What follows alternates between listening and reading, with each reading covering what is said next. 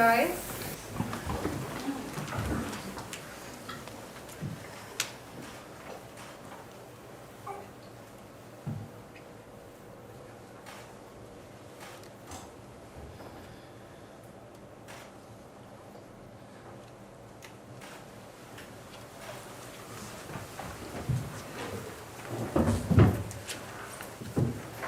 The case of Ngomo and others versus the Nelson Mandela Municipality and others court.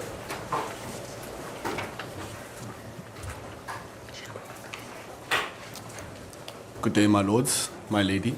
My name is Nceba Mafa, and this is Katongo Live, and we appear on behalf of the applicants. My lords and my ladies, may it please the court, my name is Chante Toit and my co-counsel is Oosthuizen, and we are appearing on behalf of the respondents. My lords, my lady, I shall be dealing with the right to housing in terms of Section 26 of the Constitution and the family separation rule and how it unjustifiably infringes on the right to dignity and the freedom of safety and security. And my co-counsel here shall be dealing with the lockout rule and how it unjustifiably infringes on constitutional elements mentioned. Now, the applicants in this regard assert that they are entitled to housing in terms of Section 26 of the Constitution of the Republic of South Africa.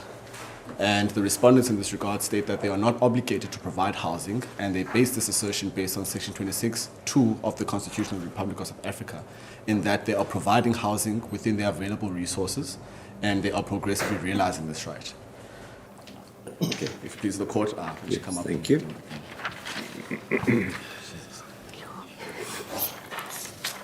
May it please the court, my name is Katongo, Bwalya, as my co-counsel stated. I will be dealing with the unconstitutionality of the lockout rule, and then I'll conclude with submitting our prayers. Before I begin our submission, my lords, I would like to put into context the definition of a home that I use to substantiate my argument. A home, you'll find the reference in my page 10 of my heads, which is a dwelling in which one habitually lives and the seat of one's domestic life and interests. Domestic life and interests would include where you sleep, where you bathe, where you store your belongings, which is basically what the situation is with the shelter for the applicants in the matter. As it pleases the court, I'll now begin my submission. The lockout rule is a rule that involves, that forbids applicants, residents in the Kailash shelter from having access to the home from 8 p.m. to 5 p.m. in the evening during the weekdays and from 9 a.m. to 5 p.m. during the weekends. We have a special scenario with the second applicant, Mr. Mpisi, who works night shifts. Therefore, he has no place to recuperate during the day when he comes back from work and is forced to find alternative shelter or places to recuperate. We're aware that there's a drop-in center, but when you look at the nature of the drop-in center, you see that it is... Excuse me, but before you go to the drop-in center, Yeah. can I repeat my question? Why can that person not ask for special permission to come back into the shelter during the day and sleep? I would actually, that's a very good And question. has he done so? Yes. Because there's not a shred of evidence to say that any such request had been denied in the past. The facts don't necessarily specifically state that, but I would infer from the situation that he should have, because the facts state on paragraph 21, it states that unless special permission is obtained in advance for the shelter manager, the shelters are locked at 20. So this is to obtain prior permission to enter the shelter after 20. It's not permission to have access to the shelter during the day. So it does not make provision for access to the shelter during the day, and the facts are very vague on whether or not you're able to. But one would seem that you wouldn't have a person sleep out on the streets if he was able to ask the shelter manager for access to sleep in the dormitories. If that was available, we expect the facts to state that. But the only thing that the respondents argue that it's a matter of security, because it means they're worried about the security of the residents. So I'm submitting that if they're able to implement security measures to be able to accommodate less restrictive measures, there wouldn't be need for this situation.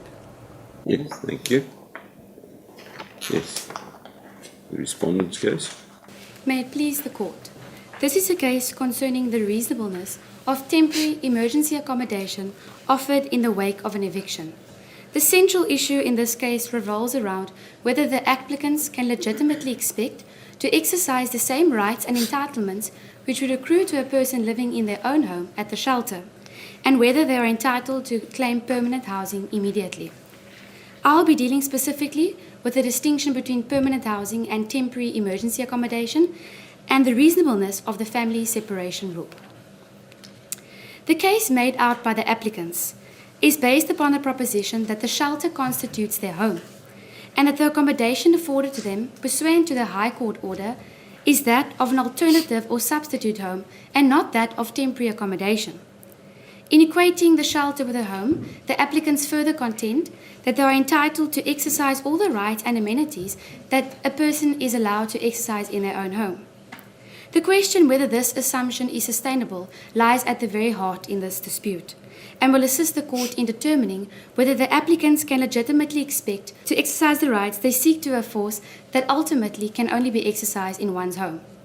We acknowledge that the applicants have a right to a home and everything that comes with a home, but Ikaya is not a home. The applicants were at all times aware that their stay at Ikaya was limited to a maximum period of 12 months that could be extended on a month-to-month basis as recommended by a social worker. The mere fact of residence at Ikaya and the fact that the applicants temporarily have no other accommodation does not entitle them to regard the shelter as their home. I say Ikaya is not a home because there is an inherent distinction between permanent housing and temporary emergency accommodation. It is our submission that the Supreme Court of Appeal judgment is correct. Why? Because it looked at the circumstances in which these rules were applied and the fact that the accommodation was provided in terms of an emergency. For all these reasons, it is our submission that the family separation rule is reasonable in the circumstances in which it is applied. I have no further submissions. My co-counsel will now continue. Before you sit down, do we know from the facts how many men are accommodated in the shelter? How many women are accommodated? How many children are accommodated? How many of them are families? How many of them are single? We only know of the 5 applicants. So we don't know the other component. We don't know the others. Well, we do know that the shelter is full. Yes, we do know the shelter Yeah. is full. May it please the court, I will be dealing with the following issues. Firstly, the lockout rule, then the contract incorporating the 2 impugned rules, and lastly, the applicant's claim for permanent housing immediately.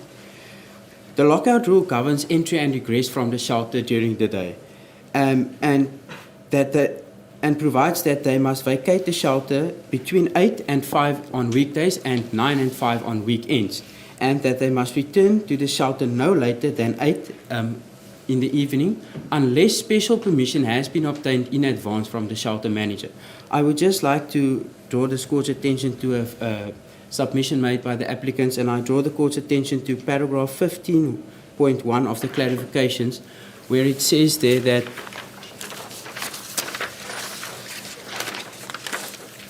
there is no specific notice period that the applicants need to no specific time limit to ask for special permission to enter late or exit late out of the shelter. The applicants criticized the lockout rule for being unreasonably harsh and infringing several of their constitutional rights. Some of these reasons advanced for these criticisms are that the second applicant who works night shifts is unable to recuperate in the shelter during the day, that the applicants have not been able to recuperate in the shelter during the day if they are feeling ill, that the lockout rule has forced them to walk around the streets or hang around in public parks, that the applicants are locked out of the shelter after 8, irrespective of whether they have a legitimate reason, and that the lockout rule has exposed many of them to inherent dangers in street life. Well, before you proceed from that, do you accept in this argument then that it is a limitation of their constitutional rights? My Lord, it's our submission that we acknowledge the fact that there's a limitation on their rights. We submit that in view of our submissions, we have convincingly demonstrated that the shelter does not constitute the applicant's home, that the shelter is of a temporary nature where a limitation of their rights is justified, and that the applicants are not entitled to exercise the same rights at the shelter as they would have had at their own private home. For all these reasons, we submit that the applicant's case be dismissed. No further submissions. Yes, do we have any reply? Yes, my lord, my ladies, may it please the court. Firstly, I'd like to deal with the issue of contract that was touched upon by my co-counsels. Here, they stated that the applicants in this regard entered into this contract by their own volition or their will. We state that they did not show sufficiently that they entered into by means of consensus in that it was infringed upon. They had no alternative means of accessing any form of housing, and therefore they only had to enter this contract by means of coercion or by means of not having any other means. Facts establish that they objected to the rules prior to signature. My lord, on that note, I would like to bring the court's attention to paragraph 23 of the set of the facts.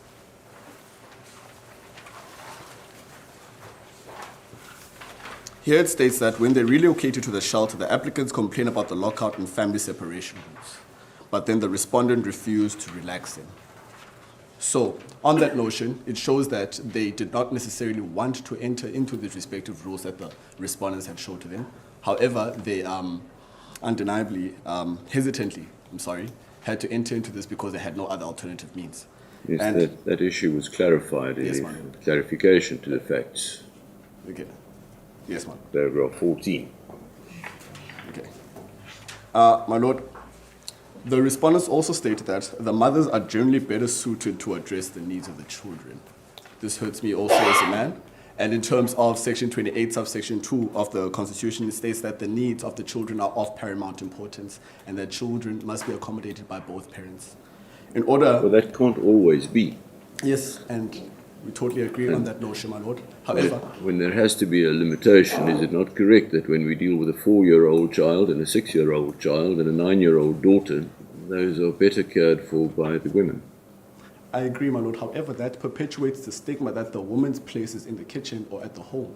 No, and in this case, in the dormitory. Or the dormitory.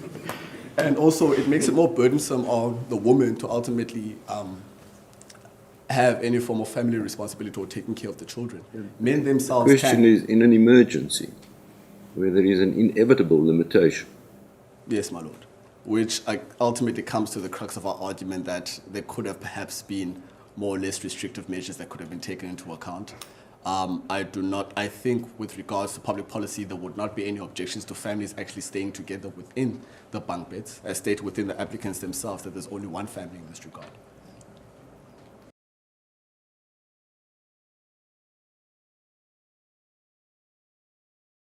We stated here that mothers already have to share dormitories with children who aren't even their own, boys who are at the age of 16.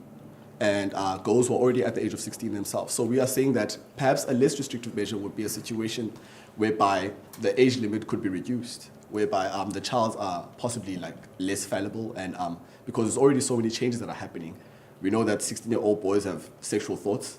We know that women themselves are very private with regards, and also with regards to the African culture, it is forbidden for women to actually expose themselves or to walk around in semi-naked or nude regalia in the presence of children. Is there any evidence of that? No, that is just, I would like the court to take judicial notice on that. So on that notion, perhaps a less restrictive measure could be taken, and public policy would dictate that, again, it would be speculative, but possibly a reasonable speculation in this regard, that people would not necessarily oppose the re-administration of the manner in which the rules are administered, in the sense that one family ultimately has access to one rule whereby they can all share and have comfort and peace of security and dignity. The court order said that they shall be granted adequate temporary accommodation within, yes, my lord. Till they get permanent accommodation. It was the same court order that stated that they should be subject to adequate house rules. Yes, until they get permanent accommodation. Yes, my lord. So, now, is why it correct then that they would be on the streets after September? I understand what you're saying, my lord. I'm saying that the respondents have already shown a will to not necessarily listen to court orders within the first place. So there's absolutely no assurance that they shall be granted permanent housing immediately. May it please the court, will I be of any more indulgence? Yes. Thank you. Bwalya, do you have any reply? We shall reserve our judgment. Court will adjourn. All rise.